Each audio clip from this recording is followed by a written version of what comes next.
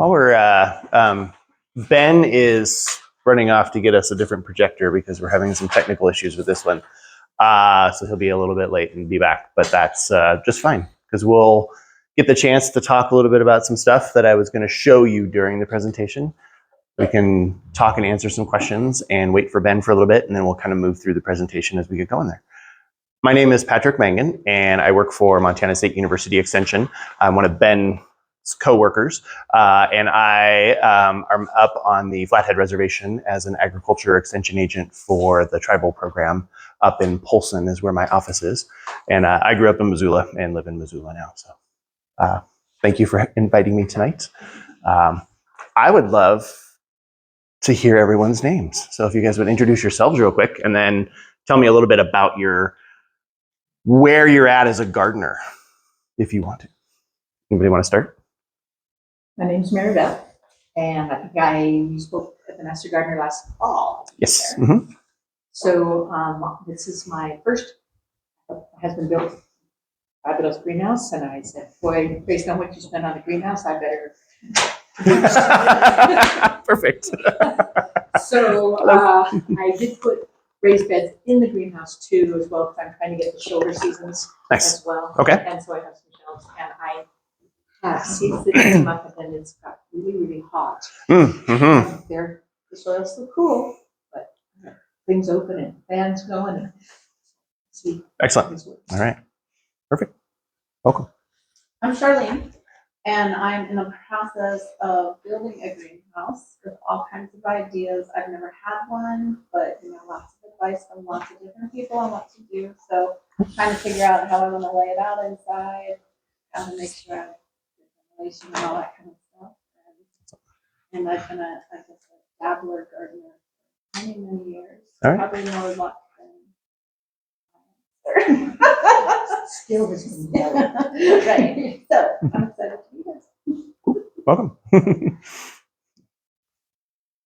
What's your name? Mickey. Patrick. Nice to meet you. Nice to meet you. And gardening a long time, gardening a little bit. Years ago, I gardened a ton. Haven't gardened again for 20 years, and I've been gardening for quite a while now. All right, great. I'm more of a novice. We're developers, and we just recently bought a brand new greenhouse as well. And again, it's a lot of money, so we've been gardening for a while, but we just don't really know what we're doing. So, any tips to have a productive year? All right, wonderful. Welcome. I'm Carrie. I have 2 greenhouses that my husband built for me. They're not huge. They're one big and one smaller greenhouse, and the gardens on both sides of them. I've been gardening forever.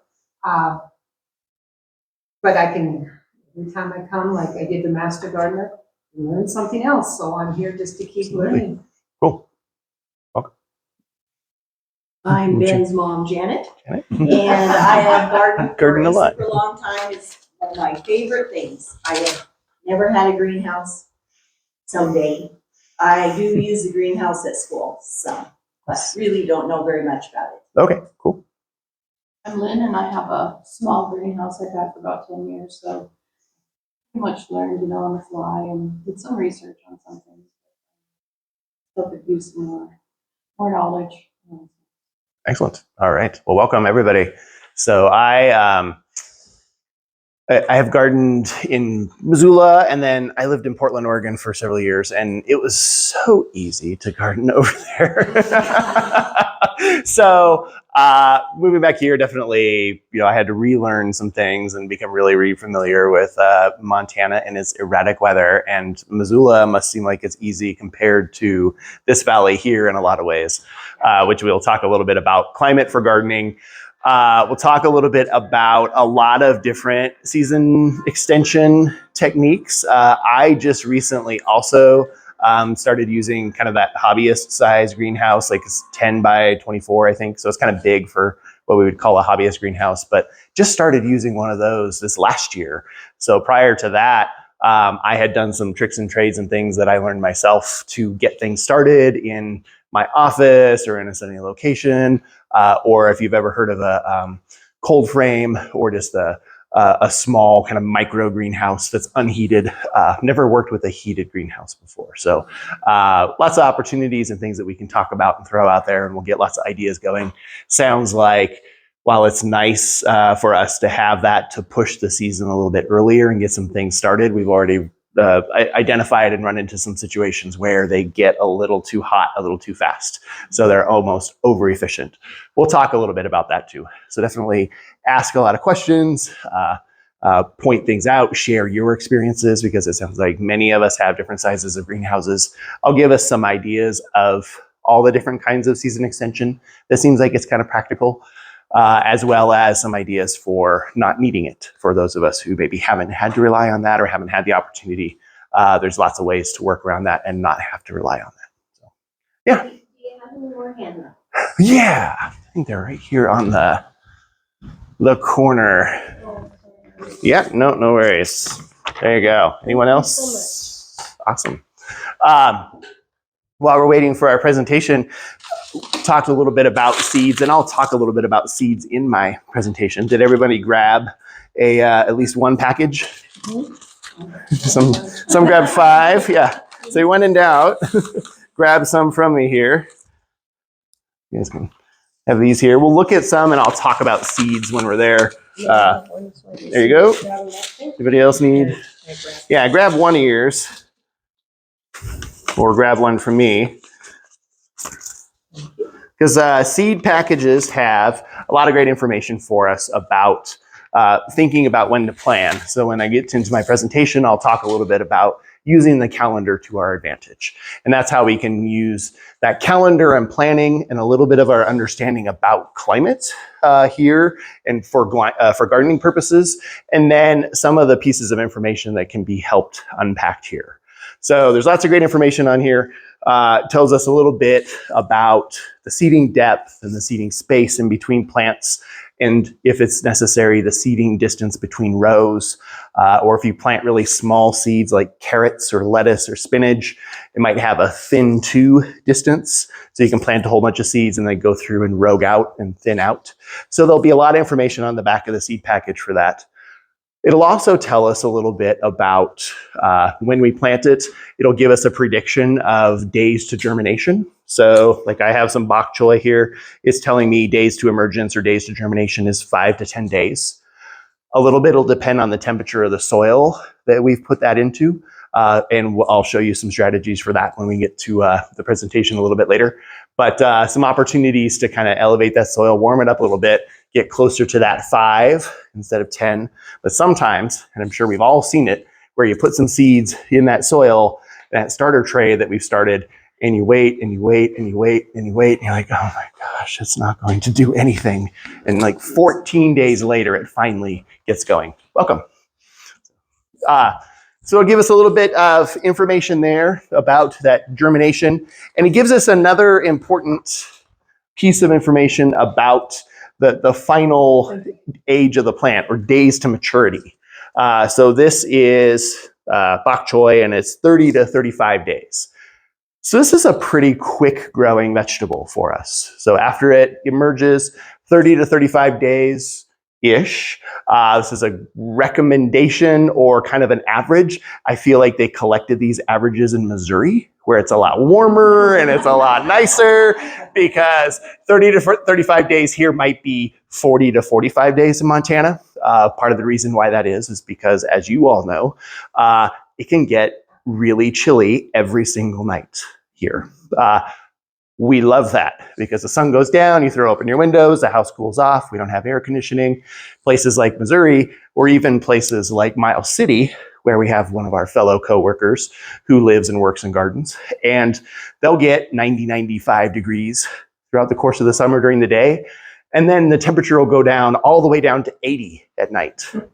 And that just sounds miserable for us here on the western side of the state where it cools off to 45 or 50. So those big swings in temperature can depress the growth of the plants and stun them a little bit the next day. Some plants really don't like that. Tomatoes, peppers, eggplants, melons, and squash. They really don't like those big fluctuations. They'd rather stay a little bit warmer. Other plants like spinach don't really care. It's a lot more resilient. It's a lot more of a cool season plant to begin with. So those days to maturity are a recommendation. It can also be misleading because I can have tomatoes. I must have given away all my tomatoes. Does somebody have a tomato? Yeah, what does it say for days to maturity on that? Days to harvest 55 to 60. Days to harvest 55 to 60. That doesn't sound like it's this much longer than bok choy, right? Like 35, 55 to 60. I mean, it's like twice, but that's totally reasonable. But it can be misleading if it doesn't explicitly say from seed or from transplant, because the days to maturity can be either of those. And they don't oftentimes on the seed package say from transplant, 65 days to maturity, or from direct seed, 65 days to maturity. They kind of want you to figure it out. There's a great publication that you should call and ask Ben for. It's called Can I Grow That Here? Or if you were in the Master Gardener class last year, you probably got it in your binder of resources. And it's great because it has all of these vegetables listed out and you just go find it. They're all alphabetical, you know, cabbage and then corn and then chard and everything else. And it'll tell you, kind of give you an approximation of days to maturity. It'll tell you whether you direct seed it or whether you transplant it. And if you transplant it, it'll give you a recommendation of the numbers of weeks before you intend to put it in the garden that you should start it indoors. So it's a great resource. Oftentimes, like I heard you shop at Johnny's a lot. So yeah, Johnny's is a great resource as a seed company. There's lots of other great resources as seed companies out there. So if you have a favorite one, they'll have a lot of resources on their websites. Or if you open up that catalog that you get. So once you buy a seed from a seed company, you are on their mailing list for life. And then you're on their friends' mailing lists for life as well. So definitely there's a lot of great wealth of resource and information in that seed catalog, and it'll make some suggestions like that too. When we get to our presentation, there's some recommendations of which ones do great direct seeding, which ones are great transplants. We'll kind of break into that. Anybody do their own seed starting now? You do for tomatoes? Awesome. A couple of us do. Great. Yeah, it's a great way to not spend a couple dollars per plant, but to spend, $2.75 and then, $10 and $20 and $40 and a lot more. But it's fun. You get to do it yourself. You get to experiment. You can mix and match and do a lot of different things. You can play around with some of those and see them. There's a lot of different seed starting kits or trays. You can find them in a lot of garden stores or big box retailers or Murdoch's or places. Almost everybody this time of the year has lots of different gardening trays. This is a great one for seed starting. And they make them out of plastic. You can get online and you can find ones that you make out of paper towel tubes or paper that you wrap up that disintegrates. These little cups are great. And I really like these. They're made out of peat moss. They're kind of pressed peat moss. You fill them up with some soil growing media, and then you can plant all your seeds. It creates a nice little greenhouse where we can set it in a nice sunny window location or someplace where we can get it a little bit of light naturally and kind of keep it warm. And it'll create a nice little germination chamber. These are also great. I love these because peat moss absorbs a lot of moisture for the mass of peat moss. It'll absorb 20 times its own mass or weight in water, and it'll hold on to it. So when I plant these out, then I can water it, and I'll water them on the bottom. I'll actually take one of the trays out and water it, or I'll just kind of pull it off on the side and water it. So I'm not watering directly across the soil, but I'm allowing that water to kind of wick up from the bottom. And that peat moss cup will get nice and moist, and I can see how wet it is. As opposed to plastic, where I can't really, it's always just going to be black. But this I can see when it's kind of starting to dry out or when it's nice and moist. And I know, okay, I need to either water this afternoon again or tomorrow. I've got one more day, I think, as opposed to kind of always going and obsessing and wondering, how dry is it? Because if you've started seeds before and you let it go just a little bit too long in between waterings, you come out and they're all flopped over and wilted. And that can be heartbreaking for all of us. So I like peat moss personally because it meters out that water and that moisture to that soil growing media just a little bit more. With these, I'll oftentimes, and this is again, like, you pay $3 for the seeds, and then you start buying something else. So for $20 on Amazon, you can buy a seed heat mat, which is great. Think of it like the gardener's version of your heating pad that you have at your house to sit on to keep your back from getting sore. Except for this is a really nice, steady 70-degree temperature, and it doesn't fluctuate on and off the way that mat does.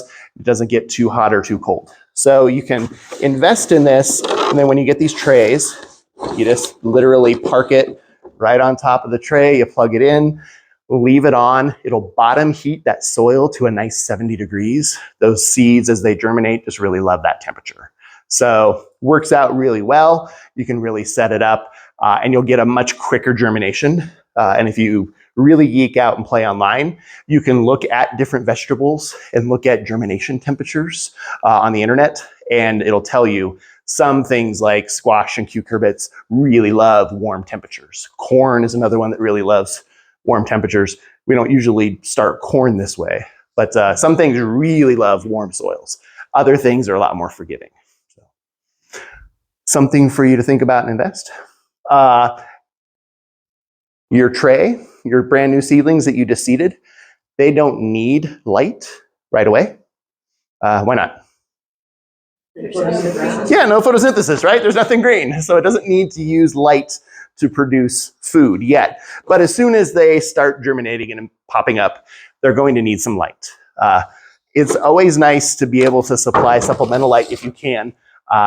Plants will, especially when they're growing and they're growing rapidly and you're giving them a lot of heat, a lot of moisture, they're going to try to grow pretty rapidly in that environment because you're giving them everything they want. They might start reaching for the light, especially if it's not very intense. If you've ever seen a really spindly seedling or a spindly plant that seems like it can hardly hold itself up, we call it being a leggy plant because it really tried to grow towards the light and reach really far. It's partly because it's looking for more intensity of light. We can supply an intensity of light for a bunch of different ways. Grow lights are a great investment. This one was, I think, $40 at a garden store. You can use any of the different types of lights, incandescent, fluorescent. This one's an LED. I really like this one because the LED light doesn't produce a lot of heat with it. So you get the intensity of light without the heat. So I can bring that light a little closer to those new seedlings and not cook them with the heat. For the master gardeners that are here, do you remember what types of lights plants want? Is it full spectrum? So it is not full spectrum. So plants don't need to use all of the different types of light in the full spectrum of light. They really want the blue and the red parts of the spectrum. So they don't use green at all. They don't really use yellow. They really want blue. They really want red. So this is and I can plug it in over here real quick. This is a really cool grow light that is just red and blue emitters, an LED emitter, so they have different ranges of those in there. It looks pretty white when you combine them together, but it's really not feeding it the green or the yellow or other parts of the spectrum, only the blue and the red. So ours are more of a purple. Okay, yeah, so that's probably, if you looked closely at them, you'd probably see like some of the little emitters are reddish and some of them are bluish, and it's kind of giving a purple one. So this one was one that I got. It's a clip light, so I can clip this on a shelf or I can clip it on a little stand, get it pretty close to those lights.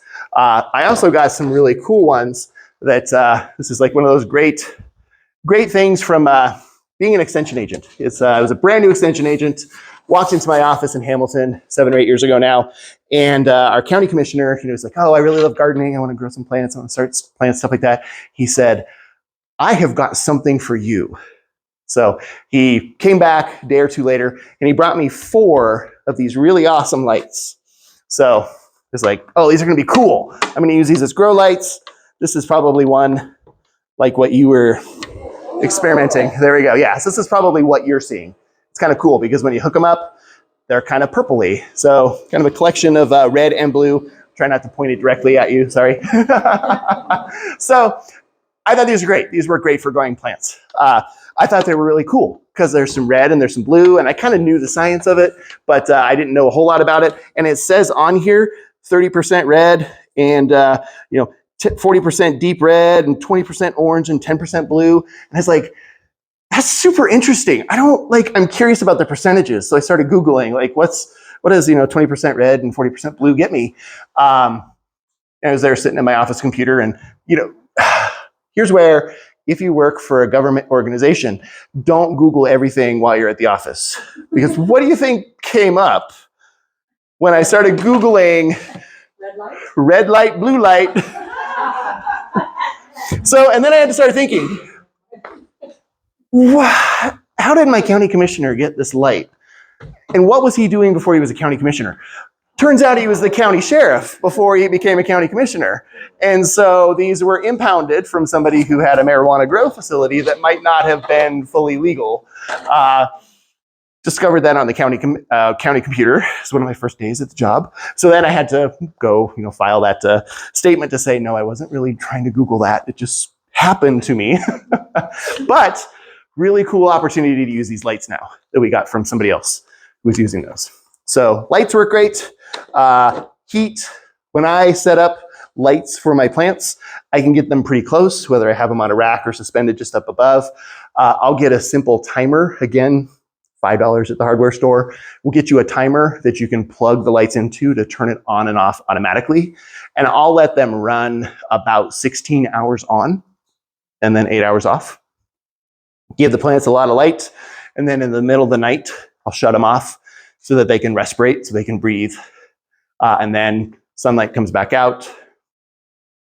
Get them going again about 10 o'clock in the morning. Let them run 16 hours. When are you starting your planting? Like starting in March, is that to get that much, or direct rather than direct sowing? That's a great. So yeah. So if we're starting these inside, so that can I grow that here? We'll help out with that. So when I start, like tomatoes and peppers are usually, and broccoli and brassicas, so broccoli and cabbage, I start those 6 to 8 weeks before I intend to put them outside. So in Missoula, I intend to put things outside on or around Memorial Day. And then I can still go through 2 weeks where I really obsess over the weather report for those frost tender plants. Potatoes, beans, spinach, onions, lettuce, that stuff can be in the garden earlier. So if I had my gardening act together, I'd already have my potatoes and my onions and everything. I don't. So I don't have anything in my garden other than quackgrass. But I would be able to get that going. So those are your tender ones, the tomatoes, the squash. So these are these are the really long maturity, and especially the ones that need a lot of 6 to 8 weeks prior to being hardened off and put outside. So tomatoes, peppers, brassicas, 6 to 8 weeks. So I'm starting those that first part of April. And then squash, both summer squash and winter squash, I'll start inside, but I only want about 4 weeks before I try to transplant those out. You don't have to start squash inside. Sorry, I'm trying to see if this is Ben. This is not Ben trying to call me. Okay. That's like, my phone is going crazy. And like, if Ben is trying to get a hold of me, then he's missing. So I would start those inside as well about 4 weeks before I intend to plant them out. And they're squash. Yeah, winter and summer squashes. Zucchini, cucumber, any of those winter squash, Hubbard, stuff like that. Typically with my squash also, I will just up pot them immediately. So this is a 4-inch pot, which is the next size up that's usually found in the marketplace. your plants will live in this for a while, but we want to fairly quickly after they germinate and start getting up, usually a couple true leaves. And if you're using the peat moss cups, you'll see the roots will really easily perforate this and punch out the bottom of it. Time to take it from this small cup, transplant it into a larger cup. So I'll transplant at least once, get some more soil media, put it in there. These are also great because as they get wet, they just start to disintegrate and fall apart. So about the time you're ready to transplant up to the next one, this little peat moss cup is almost ready to fall apart anyway. So you don't have to take the cup off. You can actually just plant the cup in the next size pot. I'll take a pair of scissors, cut it apart, and then usually I'll take and make some cuts down the side just because I want to have the roots be able to flow out really easy. Pot them up to the next size, then you have a rack full of these. So then it gets bigger and bigger and bigger. Squash, I'll just start them in this so I'm not transplanting. These are kind of cool. These are made out of cow manure that's been molded, composted cow manure that's been molded into a pot. So it's supposed to do the same idea as the peat moss cups, hold a lot of moisture, fall apart, do a little fertility. It'll be kind of fun. I've never used them. I'm interested to try. But they make different ones. This is a 3-inch pot, slightly smaller, but again, peat moss cup, disintegrate. When you're ready to transplant this outside, you can just transplant this whole cup and then just put it in the soil. You don't have to pull it off like you do a plastic pot. You know, usually by the time you've grown in this and watered in it a couple times, it almost falls apart as you're getting it to the place where you can plant it. So you can just do some tugging and pulling, but you'll have roots that have broken out of this. So you don't want to necessarily break off all your roots. So you can kind of do a measurement of, you know, how root bound do I think it is still inside that cup? And do I need to break it apart in order to get those roots to flow out? But the roots really penetrate through this really nicely. If you buy or use plastic cups, then they're not punching through the same way. So that's where you can get those roots kind of wrapping around and they get a little bit root bound. So, yeah. But one last thought about planting seeds, if you do it. I'm going to give my whole presentation without on slide 3, tell me what it says. If you're going to start in these, which is great, another thing to just invest a little bit of money on is a soil seed start, soil-less growing media. A little bit of soil in these cups can get pretty heavy, can get kind of waterlogged, it can get soaked really well, and it doesn't maintain that air pore space. We want those roots to be able to penetrate and move through this little environment as easily as possible. So this is a pretty cheap little seed mix. It doesn't have any soil in it. It's a mixture of peat moss and coir, which is the husk of coconuts, which behaves just like peat moss. And then the white, chunky material that we see in a lot of potting soil called perlite, which is to maintain pore space and drainage. So no soil in it. It's a great mixture. Put it in there. It really maintains this nice, light, fluffy growing media. It'll hold on to water, but still maintain a lot of air pore space. Doesn't come with fertility usually. So if you're going to start seeds indoors, you'll probably want to give them a little bit of fertilizer, and you can just get some liquid fertilizer concentrate at the garden store you're buying everything else at. You don't want to give it a full rate that it says on the back of the bottle. If it's like 5 droppers per gallon or whatever it is, cut that in half. You don't have to fertilize every single time, but give it a little bit of fertility because this does not have any fertility built into it. It's just for starting out those seeds. So, yeah. So when you're starting, is there any benefit to adding things like worm castings or anything like that? Or is that too early? You know, you would get some of that fertility from that. I would want, my only concern with that would be that I don't want to create a soil that doesn't maintain pore space and gets kind of waterlogged. So a little bit, know your material, I guess, is the answer to that. And when in doubt, hold off until you transplant to the next size up, and then you can mix worm casting or a little bit of compost or something into that, because then you've got a little more soil to work with instead of having almost solid There's a big chunk of vermicompost in one of these wells that might overwhelm that seed.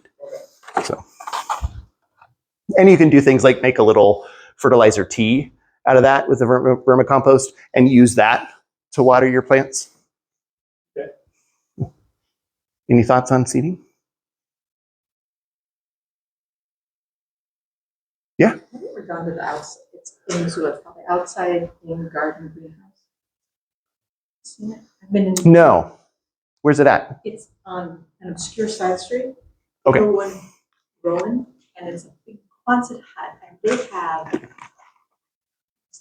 Nice. organic mixes and fertilizers and pots, and they're also really helpful. I'm sure they've sold Great. a lot of stuff to pot farmers, but over the years.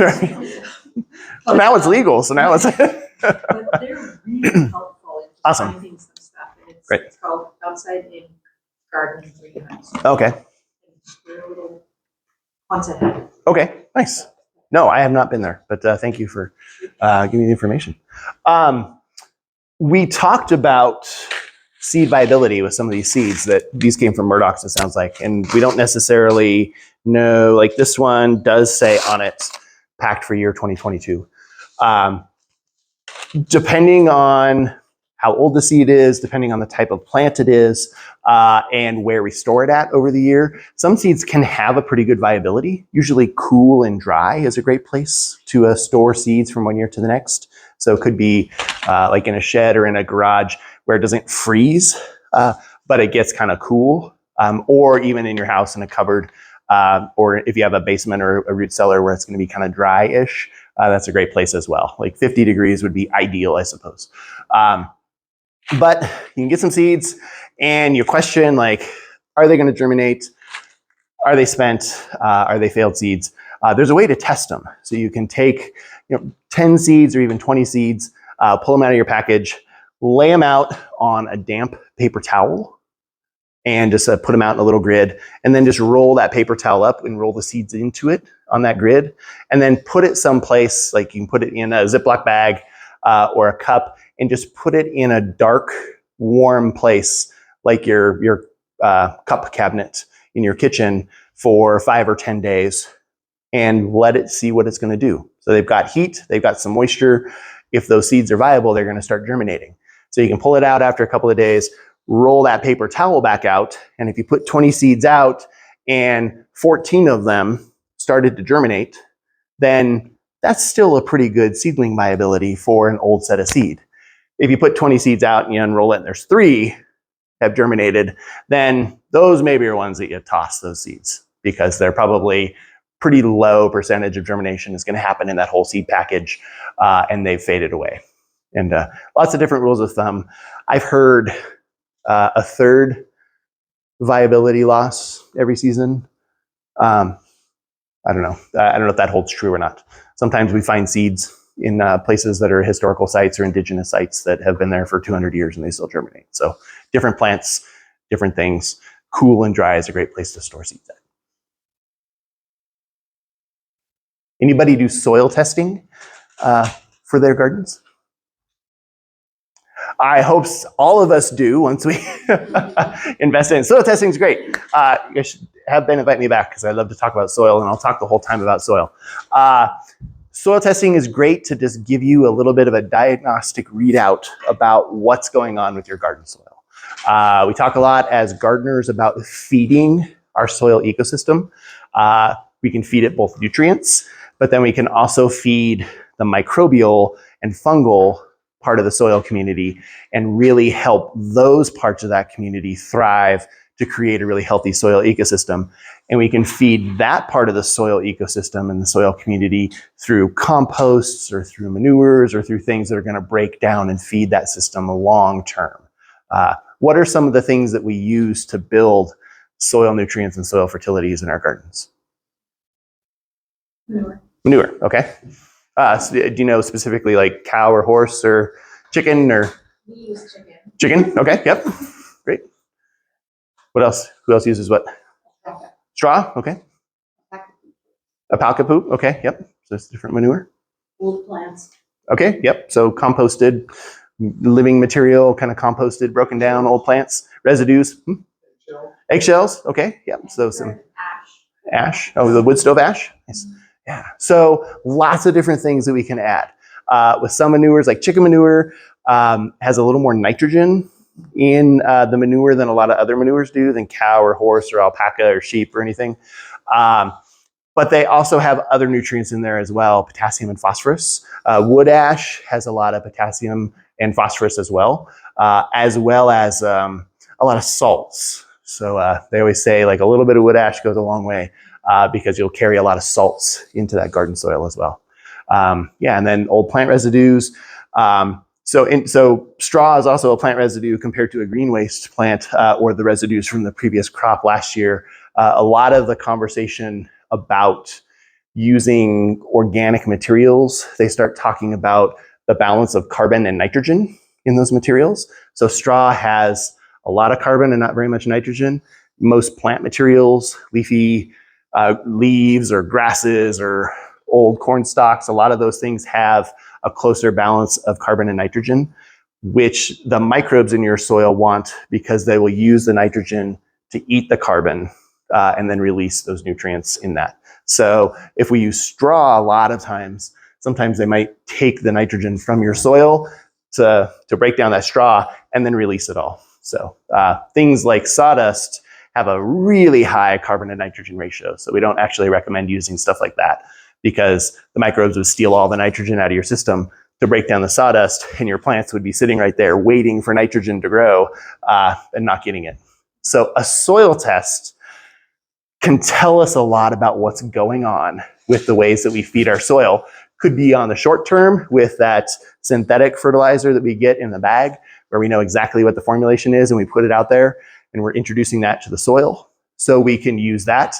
But it can also tell us a lot of other things about our soil. It can tell us the percent of organic matter. How quickly are those organic residues or the manure that has a lot of organics in it still, how fast are the microbes breaking that down or mineralizing it?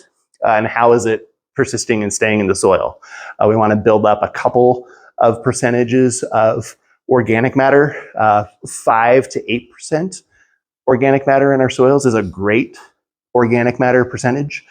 Once we start getting above 8%, then sometimes the organic matter will start tying up nutrients and not making them plant available. So even though we have potassium in the soil, when we do a soil test, the organic matter might be holding onto it tighter than the plants can get to it. So a soil test can tell us things like that. It can also tell us that with our manure strategy of using manure year after year after year, plants had been really good about scavenging and pulling all the nitrogen out of that system. Nitrogen, you guys are master gardeners. What does nitrogen do?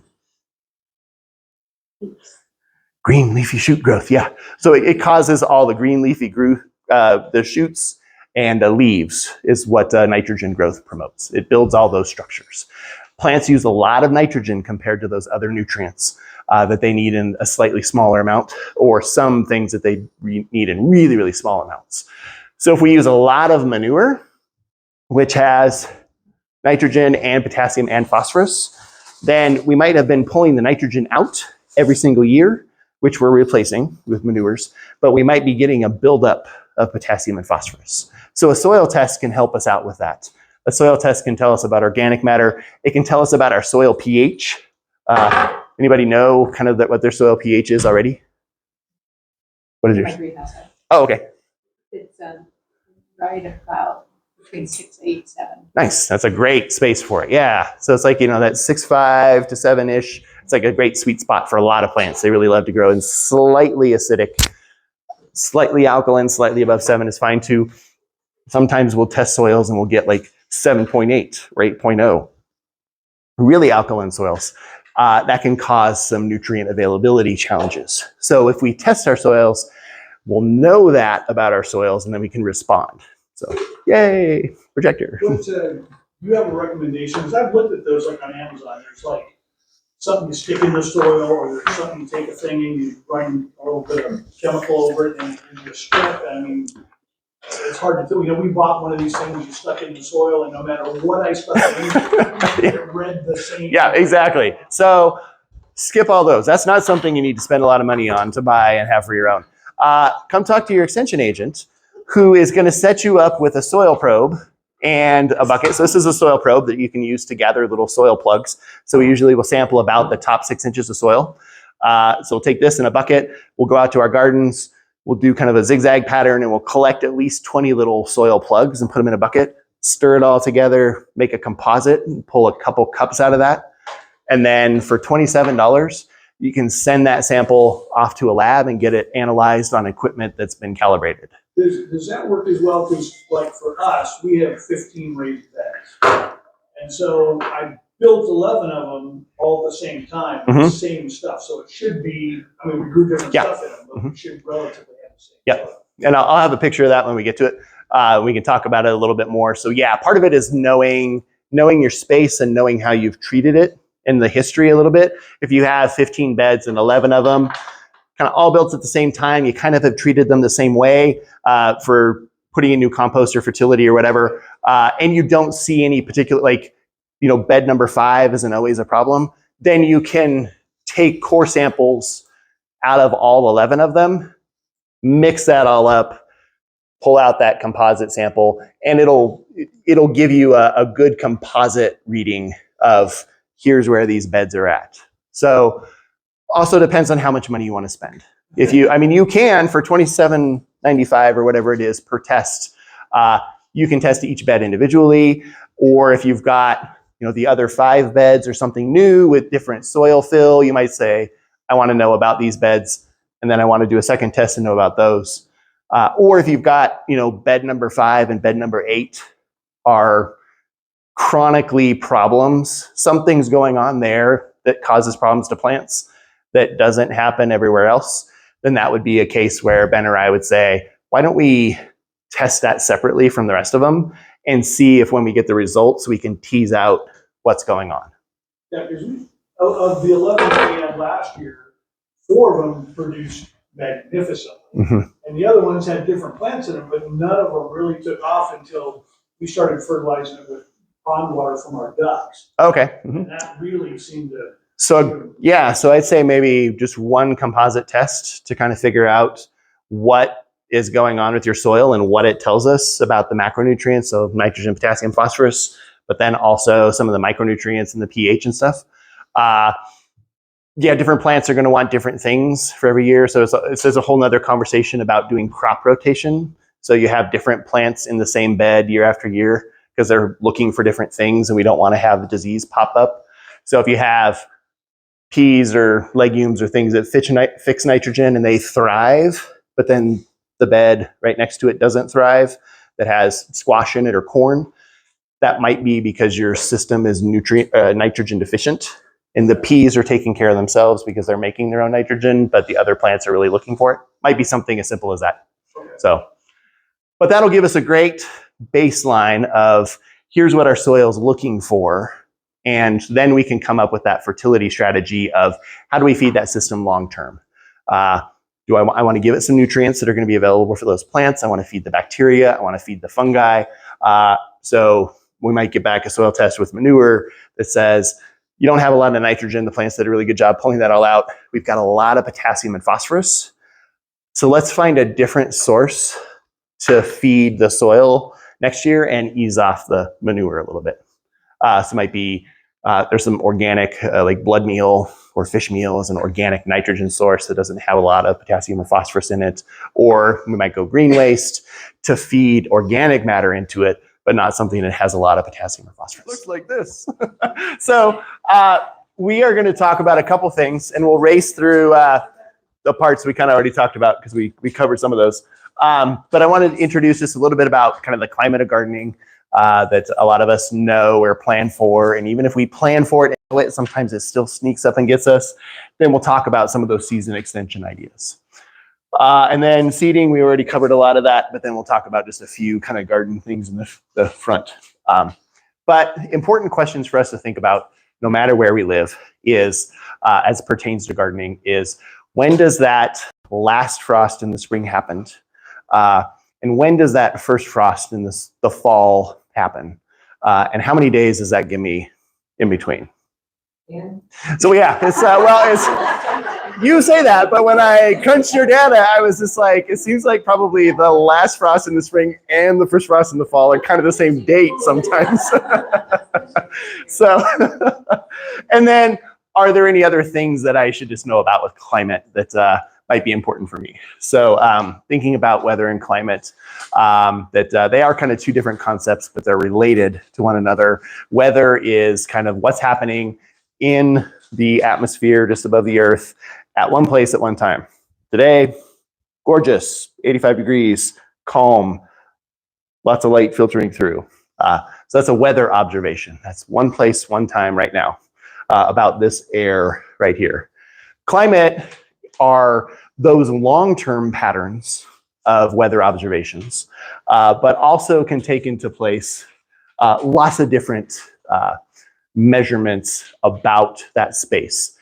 The elevation, the aspect or what way it faces, the continentality of it, or how far away from a really large body of water it is. Think oceans, or if you're up in Big Fork, they get good lake effect from Flathead Lake that the whole rest of Montana doesn't get. But how far away you are from bodies of water, elevation, how far north or south you are from the equator, all those things can kind of combine together. Local topography can play around quite a bit too. Mountains or valleys or river valleys where we have cold air sinks or where we have water, wind channels or wind tunnels that affect how things grow and what our regional weather patterns look like. All of those are kind of climate things. We typically think about and talk a lot about just the temperature and precipitation with climate when it means about gardening. We take into account all the other things. What is the elevation here? 4,000? Okay, so yeah. So Missoula is like 32 or 33. So you guys are a little bit, you guys are exceptionally colder for not being that much. So whenever I drive by Drummond, the temperature plummets. So part of the fun with climate in Montana for gardening is that we have a lot of change in topography. Again, I like to pick on Missouri.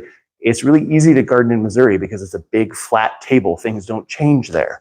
But here in Montana, we have mountains and valleys and river channels and different aspects and the ways that things face. Different little changes or undulations in the landscape that can change the temperature or can change the way the wind pattern goes and also fluctuate with our soils. So you can kind of throw a big mountain wrench into talks about climate because you can have a lot of different microclimates. Even just somebody a couple miles down the road can have a really different gardening experience based on their microclimate than what you have in your garden space. So I pulled some numbers from Drummond, so I'm hoping that they're pretty comparable to here. When we think about precipitation here in our area, we get right around 12 inches of rain equivalency in a year. That sound about right? Right about that. Some years a little bit wetter, some years a little drier. 30-year average or so, right around 12 inches of rain equivalents. All of it comes traditionally in the spring. This spring is proving to us that that's not the case. It's a pretty dry spring, but we get a lot of spring rains, and then right around that late June period of time, that water spigot shuts off and we get into a long, hot, dry summer. And then we'll get some fall rains that move into snow. So a lot of our moisture comes in our spring. April, May into June is kind of a great time for us to get what spring moisture we do. But we don't always maintain that same amount of soil moisture. This year, you know, it's like every year is the exception to the rule in Montana anymore.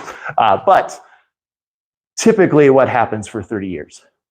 You get some snow, typically happens in the winter, but not always. Sometimes it happens in June also. But typically snow happens in the winter months. When they use that 12 inches of precipitation, they do a rain equivalence of that. So they would take the moisture amount in the snow you get, convert that into rain, just to make it one common.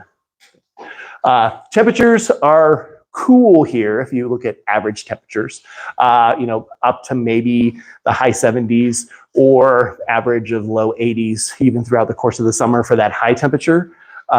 Almost every night, though, probably 45 degrees is pretty common, even 40 most nights. So big band of temperature change every day. It gets warm, but it doesn't get hot very often. It gets cool almost every night and can get pretty close to freezing almost any time. Sounds about right? Plants don't like that as much as a smoother bell curve for that. So you garden in a tough place. They probably would, a lot of plants would appreciate a little more heat. Most plants don't like to go down that low at night in temperature. It really stops them from metabolizing. They just kind of hang out. They wait for the sun to come out the next day. And then they warm back up and they get going again. I let this slide in just because I wanted to talk about it. I couldn't find any data about your growing degree days. Ben, do you know off the top of your head? Growing degree? Yeah, kind of your average. Not that many. Yeah, 10, yeah. Can't remember off the top of my head. There's a map in the office. Oh, okay. Yeah, so growing degree days is another way to measure climate and growing during the growing season. Plants, a lot of plants have a sweet spot between 50 degrees and about 80 degrees where they like to do a lot of their growing. So growing degree days, or if you've ever heard of growing degree units is another way to say the same thing. It's a sum or an accumulation of heat units that are accumulated between 50 and 80 throughout the growing season. And they just continue to add those heat units up throughout the whole growing season and compile them for a whole growing season. So in the Missoula and the Bitterroot area, we get about 2,100 growing degree days or growing degree units throughout the whole course of a season of growing. That's important for gardeners because certain plants need a minimum threshold for growing degree days to truly be successful. Some of those plants that have those longer days to maturity are trying to accumulate those growing degree days in order to fully grow and finish their fruit. Tomatoes, peppers, corn, eggplant, they all want quite a few growing degree days to finish their fruit fully. Melons, there's a reason why the only place in the state of Montana that can grow the Dixon melons is Dixon, Montana, because that's the only place that is really low. It's kind of right as the Clark Fork's heading out of the state, so it's a really low elevation. They get a lot of degree growing day units accumulated throughout the course of the summer. They can eke out some melons there. Almost no one else can successfully grow melons without support and help, which we'll talk about some of those tricks and traits. So 2,100 Missoula, that's pretty good. Most years we can get tomatoes, eggplants, we can get some short season corn, but you're a little bit lower than that, so you probably struggle without some support, without creating a system that kind of fakes that out. So when you, yeah. If you work really hard, you can do corn, but you get little ears, who knows buy it. Yeah. Yeah, and that's it. You're warmer than I have. There you go. Mel Buck down below me used to have a crop every year. Beautiful corn. She's a mile from me. Yeah, see, microclimates, right? Like we were talking about that, of just these little undulations and exposures. One thing I did when I was doing that is the black leaf barrier. Yep. I put it down and put holes and planted the corn. So it helped with Yeah, yeah. Heats up the soil a little bit, reduces all competition. So it's not plastic, so the moisture. Yeah. See, I have frost almost every month. So It hasn't happened often, but that was right. I kind of offered. I'm jealous. and they're, I had to freeze about that. what's this one? This one's 70 to 80 days. There can be some tricks to that too, and seed companies are getting better and better. So I really want corn. Get into seed, get into Johnny's, get into Territorial, get into some of the seed companies, look through all their varieties of corn, and specifically look for the lowest number of days to maturity. So if this one's 70 to 80, this one's probably a little bit higher even. The lowest I've seen is 65. So it's a hybridized variety of corn. It's not going to be a heritage variety of corn, but they're getting better about producing and creating some of these seed cultivars that have those shorter days to maturity. And so you can find, like, you know, literally, like, I just want to try corn. Find one with the shortest days to maturity you can find. Loves warm soil. So yeah, so that black plastic, warming up the soil, maintaining soil moisture, reducing any competition, all those are great strategies, which we'll get to. I forgot to change the top of this, but I changed your dates. So here, this is an awesome graph because it says exactly what we were saying, which is sometimes the last frost of the spring and the first frost of fall are coming almost on top of each other. So this side, last frost, the percentages on the top say that it is the percentage of chance that the last frost is going to happen after this date. So May 21st, 90% chance there's still a last frost dangling out there. So you guys are really late. Missoula, that's when we're ready to plant.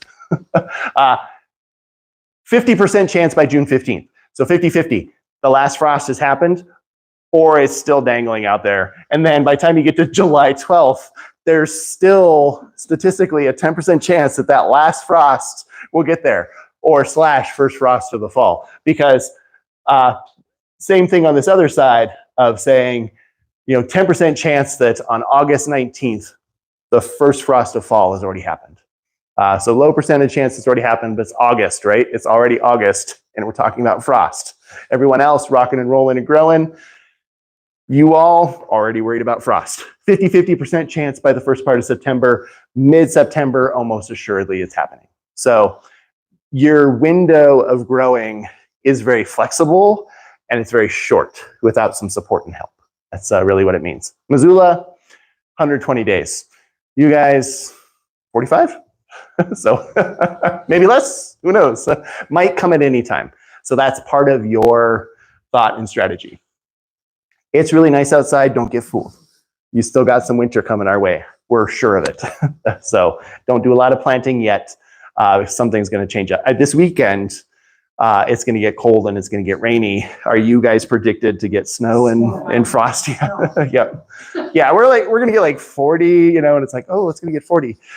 You know, you guys are going to get snow. So we got a couple things coming. Another measurement that you will run across all the time is the USDA hardiness zone. That means less to vegetable gardeners than it does to people who grow perennial plants. Because that measurement is a measure of the extreme minimum temperature that plant material should be able to live through or survive. Typically happens in the middle of the winter, February or so. Your tomatoes don't care about the lowest of low temperatures in February because there's still a seed in a package. So doesn't mean much to gardeners that are growing annual plants because we haven't planted them yet. It does mean things to apple trees, to pine trees, to berry bushes, stuff like that. The map, I always think that this map in USDA is a little bit optimistic. They say that you're a zone 4A, so get down to -30 as an extreme minimum temperature. Get a little bit colder probably. Get a little bit colder this year. Mm-hmm. Yeah, so here's one of the challenges with, you know, they're adjusting these maps and they're updating these maps every so often, and they're kind of pushing these zones a little bit above and beyond. I mean, I wouldn't call you a zone 4, but you might have had the last 10 or 15 years where it didn't get down to -30, but then this year, here it came, bam, what was it, -40, you know, repetitively. So if we push plants that are kind of on those borders of a zone 4 plant that can't survive much colder through the winter and would die or get severe damage, we push it into a space like this, it might live here for 10 years. And then a winter like this year comes along, bam. So we might see a lot of damage. We might even see some tree death. So anybody love peaches? Anybody try to grow peaches? I love peaches. I try to grow peaches. My peach tree is just on the border of zone appropriate for Missoula. Guess what happened to it this year? I'm giving it the good, you know, I'm going to give it till July 4th. It's like, you got time to figure it out. It's dead. It's gone. It didn't make it through because it was on the border. And so we, you know, it's so same story of, Oh, we haven't had problems for 10 years. What'll go wrong? I totally plant peach tree. You know, got a little bit of peaches here and there. It's out. It's dead. So not that important for vegetables, more important for growing. Quick thoughts about climate, because then I'm going to jump into the stuff that we were talking about with greenhouses and season extension.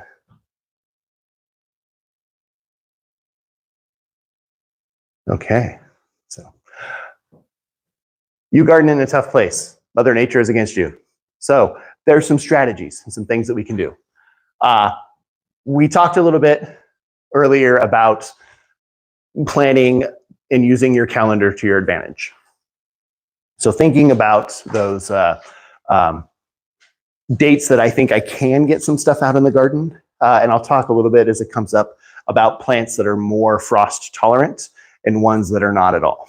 But thinking about which ones that are a little frost tolerant that I can get out, that can tolerate a light frost, or I can protect a little ways and get them through that frost and get them in the ground just a little bit earlier, compared to the ones that don't want anything to do with outside, without protection, and I probably need to support them year round or all growing season long in your area, because they're going to behave badly when it comes to frost. So use that calendar to your advantage.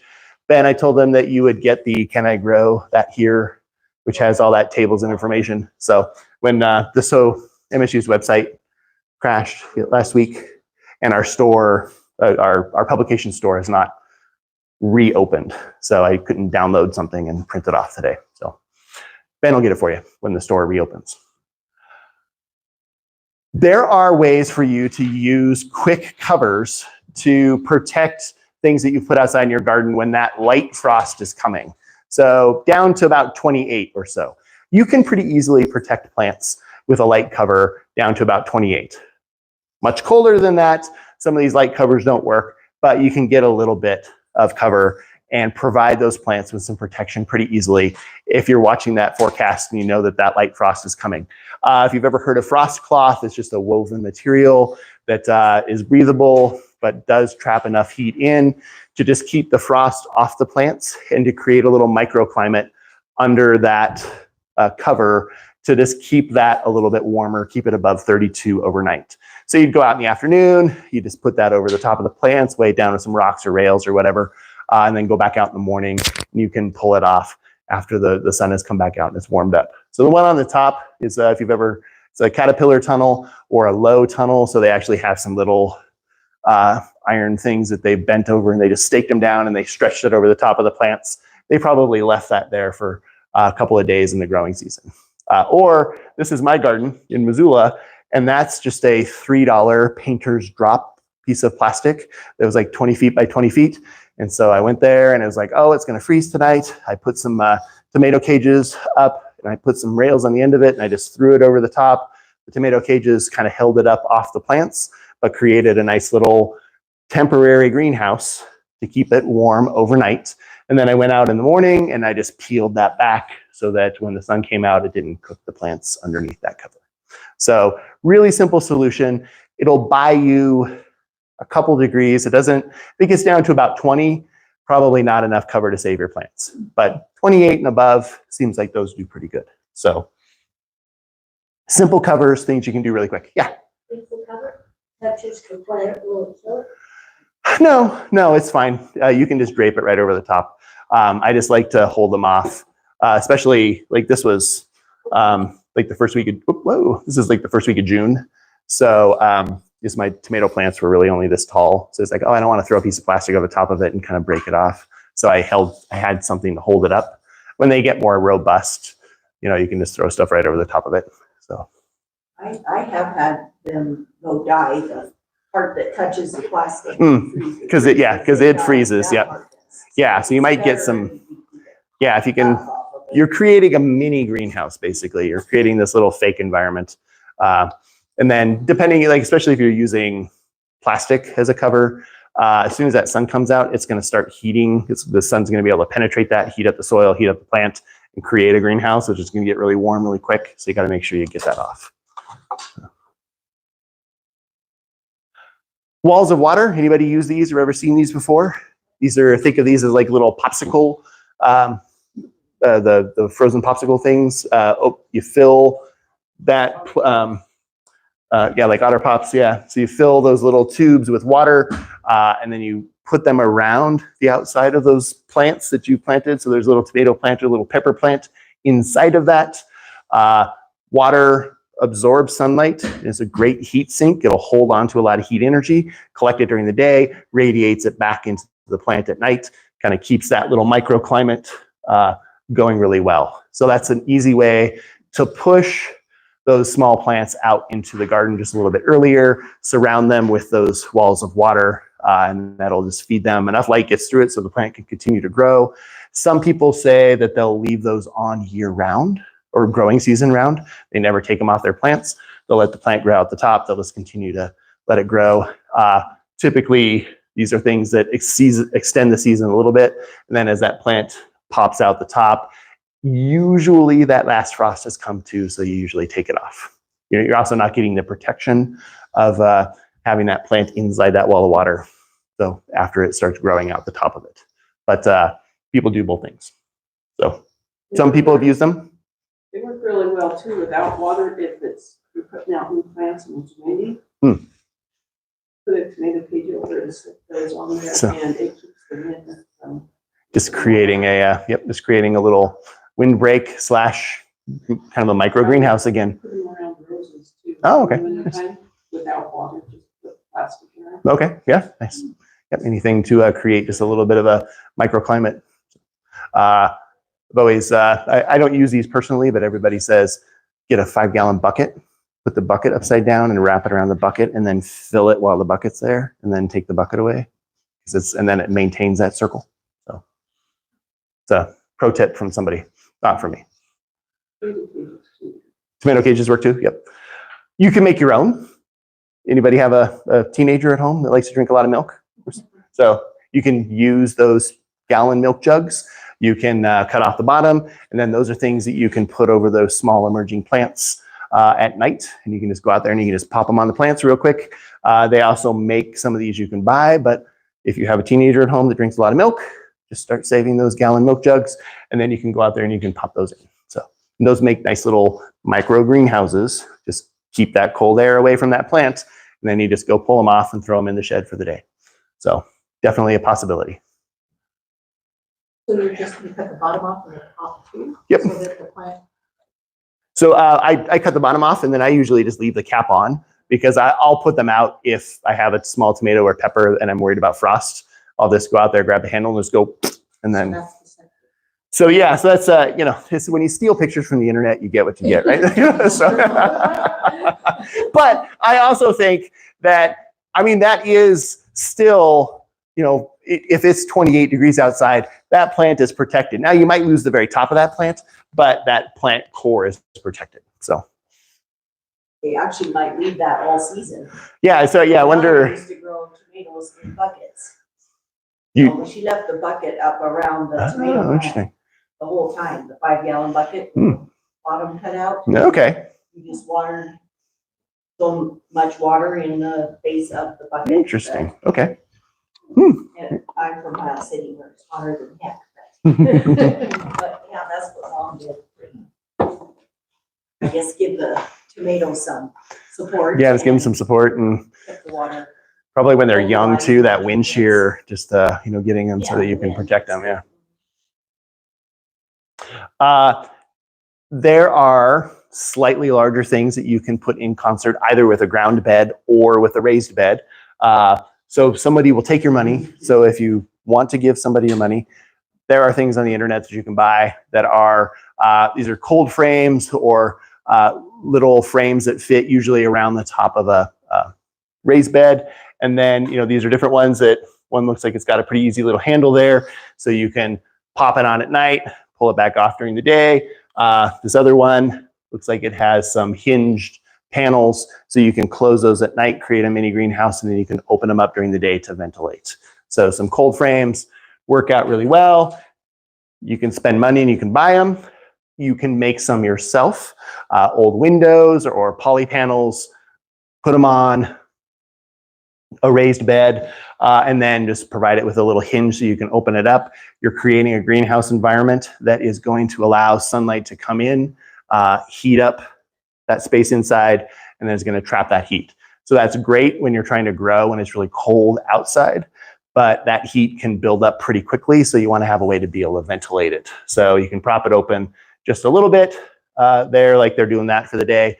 Prop it open, it'll let a lot of that heat out, but it'll kind of keep that little seedling chamber it looks like they have there. And then as you go on a little bit further, you can just flop that all the way open during the day. Or even in the middle of the summer, you can just unscrew those hinges and take that glass cover totally off and have a raised bed. Hobbyist greenhouse as well. Sounds like a lot of us have some kind of a version of this. These are great as well because you can close them up and you can keep them pretty warm inside.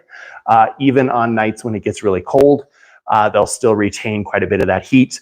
Or a milk house heater can typically try to heat that space. You don't have to keep it 70 degrees, but if you keep it 50 degrees, those plants are going to be happy enough to make it through to the next day.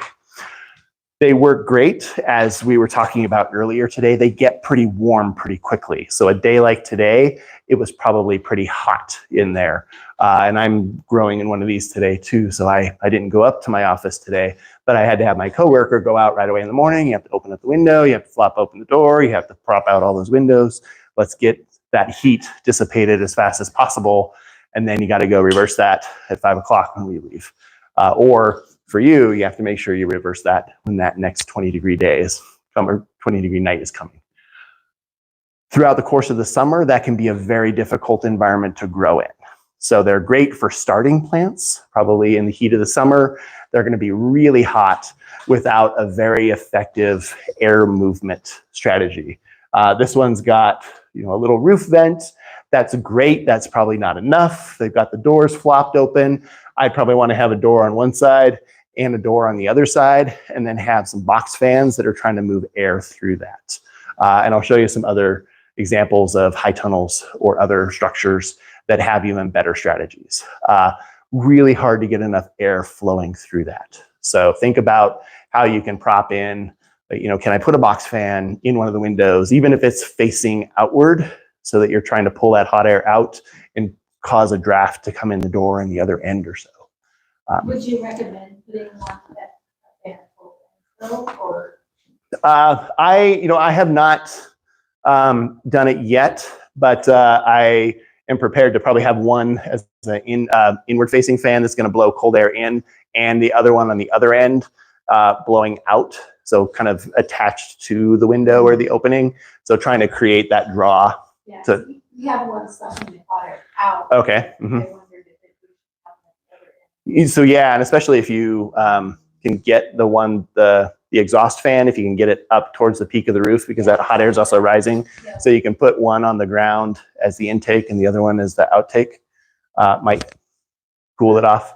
And we'll talk about shade cloth as well. And a shade cloth might be another strategy to drape over the top of it. Yep. To just cut the amount of sun exposure. Yeah. So I have put my greenhouse facing north-south, Okay. and I don't have any windows, and I can't figure out, no one can seem to figure out how to cut the windows out of it. So I'm not getting the good east-west breeze, Uh-huh. and I'm getting pretty warm. I don't have electricity. I was thinking about getting a solar fan. Okay. Mm-hmm. I mean, do you So- should I get more than one for one? I'm 16 feet long. Yeah, so if you're to grow, yeah. So if you're even on a day like today, it probably got pretty hot, right? Yeah. So I had the door open and I love the window I had, but there again, it's north-south and our breeze is really. yeah. So any kind of a fan that could try to get air flowing through that. I'll show you a picture of a shade cloth too. You might also integrate a shade cloth into that already, just to try to cut the amount of sunlight that's getting into there. And that's just as simple as a semi-blocking drape that you're going to put over the top to keep as much sun from getting in there. So it'll let some sun through, it just won't let as much. So you're going to try to keep it a little cooler that way. Yeah. Have you ever had a solar fan? Do you know, is it a particular brand? I have a small one on a shed and it doesn't cut it at all. And I've never seen a solar fan that's powerful enough to provide the amount of, the only ones that I've ever seen are pretty small and not very powerful and don't move a lot of cubic feet per minute. So, So should I just bag that thought, or is a little something better than nothing? yeah, a little, so something's going to be better than nothing. You might, I mean, long term, I would say, see if you can find some strategy to get some more ventilation there. Is there a possibility to like open up? Like, can you hinge like I that think side you can, panel? but I'm not clever enough to do it. Come look at mine. There you go. Okay. Yeah, so it's something where you can just get a lot more ventilation in there. I So mean, I know that's ultimately what I need. yeah, it's in 16 feet is I mean, that's a pretty long greenhouse. Yeah. That's a nice size greenhouse. I mean, it's going to need to be a big fan to move that volume of air with a fan. Yeah, I would put in a couple windows, or even, if you can, and I'll see you here. We'll look at this real quick. Jump ahead. Hightunnel. And if anyone has ever seen a plastic Hightunnel, a non-heated greenhouse, these are great for growing. These are great for season extension. This is a really big version of one, but these can be 40, 50, 60 feet long. They get exceptionally hot without ventilation. So these are oftentimes don't have power, don't have a lot of, they're not really fancy. You're just getting a non-heated greenhouse, plastic covered structure. Roll up sides provide that ventilation. So sometimes you'll see exhaust fans plunked on the end of those, like there is one right there. And this one does have some fans to just create that air current. But those roll up sides really cut the amount of heat buildup in there, because what breeze there is can move through that pretty quickly. So I might say with yours, 16 feet, yeah, if you can get a couple of those panels and fold them up, or if you can maybe even think about hinging one of those whole sides, and then you get to choose how much you prop that up. That would probably help with that heat load quite a bit. Thinking too, just that natural draw, that warm air rises. So if you have, a low entry point and a place to bleed off heat high up, so you can bleed it out the top, as it gets super warm up there, it'll start creating that natural draw from cool to warm. So it might be a possibility.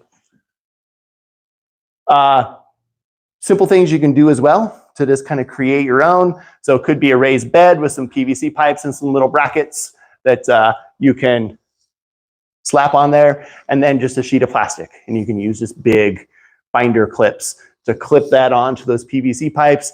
You roll it on overnight.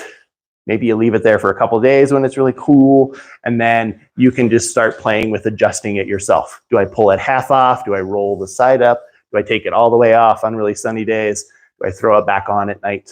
All of those are possibilities. Pretty easy way to create a bed, simply. Kind of stepping up to the next side, that Hightunnel or a plastic structure where you can, so here's kind of making a leap from these, which are very difficult to grow in all summer long. They just get so hot. Great for seed starting, difficult for growing in summer. This is a structure where you can grow in these all summer long. You have to manage the heat load particularly. So that one's got a little bit of an exhaust fan, it looks like, and then probably also a roll-up side, like we were talking about, to vent up that whole side. Because in the course of the summer, we're not worried even about getting a frost as much. When we do have that frost sweep in, we can drop all the sides down and we can hold it through the night. It'll be nice and warm and it'll protect your plants. But we can also keep that temperature elevated at night into a nice growing temperature for things like peppers and tomatoes that want that really warm existence, and will carry us a little bit further into the fall. So unheated, just plastic. These are things you can buy small kits, and there's more and more of them on the internet that companies are making kind of backyard Hightunnels for a couple $100 up to maybe 1,000 or 2,000 for fancier ones. You kind of get what you pay for. So it's, it's got screws made in a foreign country and pipes made in a foreign country and plastic clips that are half broken and made in another country.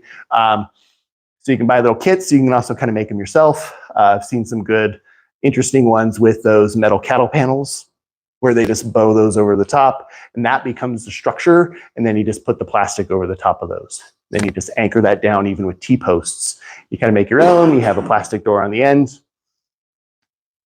I can just see that being shredded. Yeah, so there's a wind. Wind is a thing.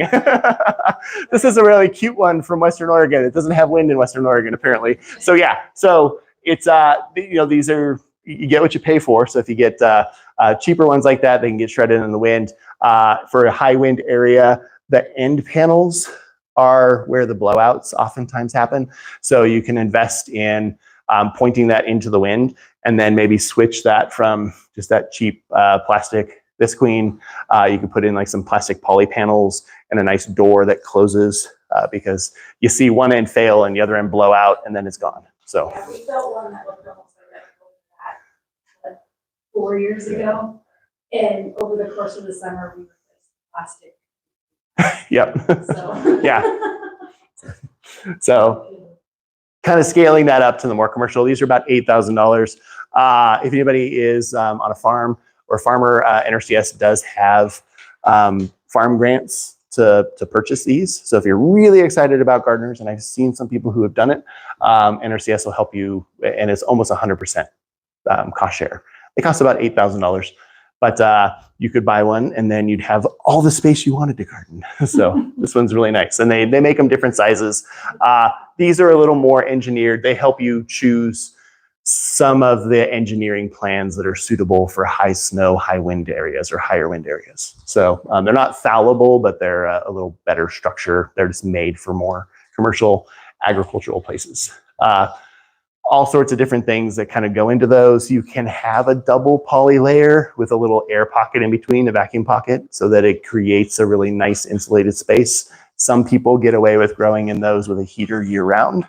Has some ventilation needs. Those roll up sides are great. If you want to spend a couple $100, you can integrate a thermometer and some little electric rollers onto that. So you set the temperature and the sides go up and down automatically depending on the temperature band you set, so that you don't have to hyper obsess over it.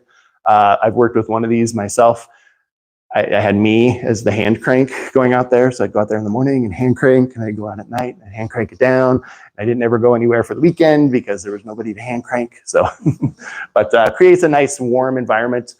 These are great for things like tomatoes, cucumbers, melons, peppers, things that we really struggle to grow because we have such a short season and because we don't have enough of those growing degree days. This is a way to get the growing degree days. We just get warmer temperatures longer every day further into that season.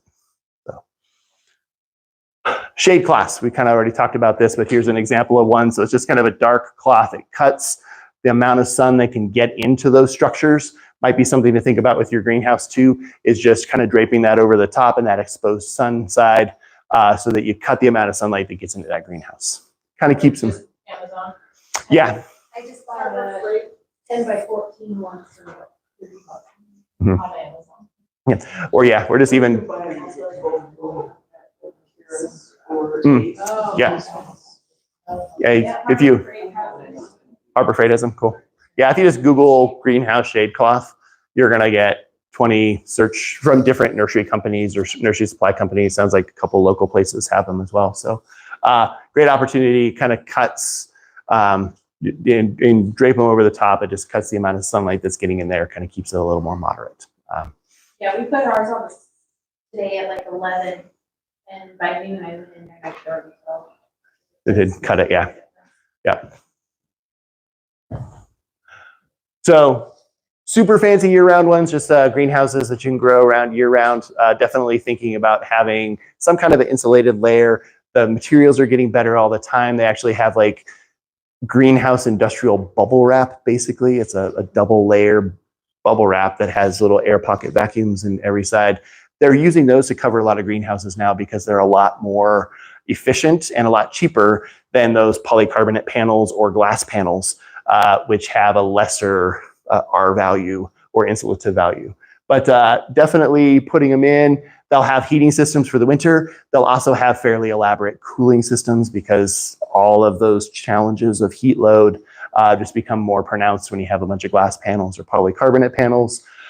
When you grow year round in a space, pest and disease and everything can kind of start perpetuating itself fairly easily because you don't get that frigid cold freeze cycle.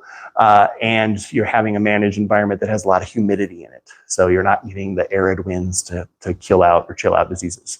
Definitely kind of fun, but it's that summer sun intensity can be really hard to manage in the greenhouse environment. So anybody ever been in a commercial greenhouse in the summer?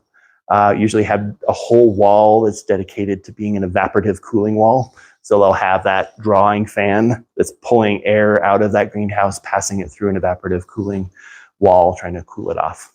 Be kind of cool. So, yeah. Thoughts on greenhouses? Other questions? What temperature are you trying to keep it at?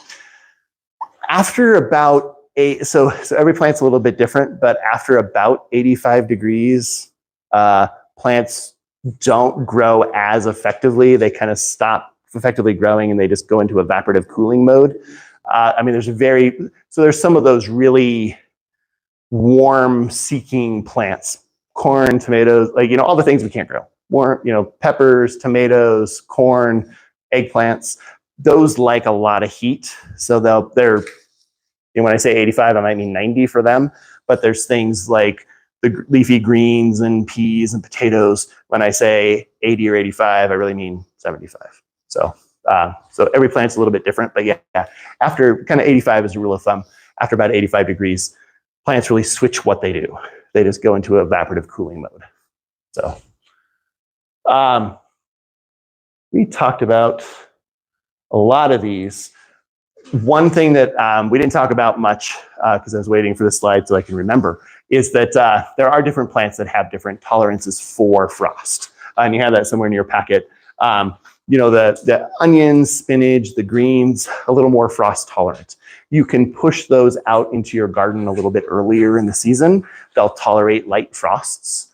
A little cover will go a long way to protect those plants. So you can get those out early, not worry about them as much. But the other ones, the ones that are very warm season, very tender, again, those, you know, tomatoes, peppers, melons, eggplant, squash leaves don't hold up very well to frost. So all of those are ones that you want to definitely, once you get them into the ground, as we think we're past that last frost, you're spending some time managing those, covering them, trying to keep them from getting damaged by those frosted nights. Are there some things that are better, like in the greenhouse, like year round? I mean, like through the summer, like I planted my peppers last year beautifully. Yeah. Mm-hmm. My tomatoes, not so much. Your tomatoes didn't do as well? No, and my cucumbers are yes. Mm. I mean, they turn yellow. So, you know, peppers typically, so peppers and tomatoes really love a good amount of heat. They'll grow with quite a bit of heat. So yeah, I'm not sure maybe what's going on with your tomatoes. I wonder. Kind of got too hot, because that's what my tomatoes didn't do great in the greenhouse last year. And I think it got too hot. Too hot. Okay, so above that, even like 85, 90 degrees, yeah, I might just cook them a little bit too much. Yeah, and if they lead to moisture stress too, that could be an issue. But what growing year round in your greenhouse or using your greenhouse at full time for growing, those ones that really love heat are going to get that boost. And it's just going to give you that opportunity to go from the 65 days to maturity to, you know, 120, whatever. So it's going to get you those ones that you're not otherwise going to get. Yeah, but managing that heat is going to be an issue. So it's trying. So. Mm-hmm. And tomatoes, so peppers are not going to have as extensive. I mean, they'll have a good sized root mass, but they're not going to have as extensive as a tomato, because a tomato will root an entire pot. So if you have them in a pot or in a raised bed, like their rooting system is pretty massive. So you're going to want to make sure you manage water and just get them water all the time, especially if you're growing them in pots inside the greenhouse, because they'll dry out that pot immediately.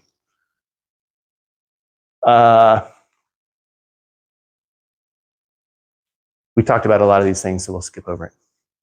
Thoughts or questions? It's also 7 o'clock. We've been talking for a long time. Don't you sometimes put a watering system on a timer in a greenhouse? You know, I never have. You can, yes. And if you're going to use if you're going to try to grow in a greenhouse or in a high tunnel, then definitely putting a system on a timer is great. And you can just get little timers that fit on the end of a hose, and you just program it to turn itself on and off. Or you can put drip tape or drip emitters right on those plants to water them, or manually water. So whether that's hand watering with a hand wand or a hose. Never or not often recommended, and particularly in a greenhouse environment, don't water the foliage, because that's such a risk of keeping that foliage wet. So if you can get the water directly into the soil off the foliage, it'll help with disease management. So yeah, either way. But if you have a tomato in a pot, you might have to water that twice a day, because it's going to just drink a lot. Reduce the 5 gallon bucket. What do you think about misters in the greenhouse? You said not to get the foliage wet, but since I put in misters, my plants do better, because I think it's a cooling. It just keeps them cool. mechanism as Yep. well as a water, and it's really doesn't always put it off enough to keep the plant happy, but so I bottom water too. But those misters have been lifesavers. Yeah, so an evaporative mister is another way to try to create that environment where you just have you're losing heat load through evaporation. Try to do it in the morning. Yeah, so it's exactly. So it's when you're going to face in any plant environment, when you're going to face the biggest risk for any kind of plant disease to form is when those temperatures are decreasing and that foliage is still wet. So if it's going into night and that foliage is wet, like it's going to promote bacterial and fungal growth. So if you're doing it in the morning to kind of set that system up to cool itself for a little while, but then it's drying out by the end of the day, sounds like it's working for you. It's always concerned, like, in greenhouses, they hyper focus on foliar diseases because it's such a moist, humid, fake humid environment that is not representative of what's going on outside. So if something gets going, it'll just race through a greenhouse environment pretty quickly. So that'd be my only thought would be, if you start seeing something, be pretty aggressive about removing it, roguing it out, and then maybe really change the way you're, throw those doors open, get that arid air, drying those plants off pretty easy. So, and then there's lots of weird, you can heat, most of us don't have heated greenhouses, but you can try to blast out that warm air right at the end of the day to try to get the humid air to leave the greenhouse, and then kind of close it up for the night. So dry. Yeah. It's dry. I feel like I have that problem. Yeah. Things are dry now. Yeah, we usually don't, Montana doesn't have, we have such low humidity all summer long that we don't face anything. I always pick on Missouri. Missouri has plant problems like nobody's business because they're so humid all summer long. Montana, we're great. Other thoughts? Enjoy your greenhouses. Have fun with it. It's find a way to keep them cool. So it's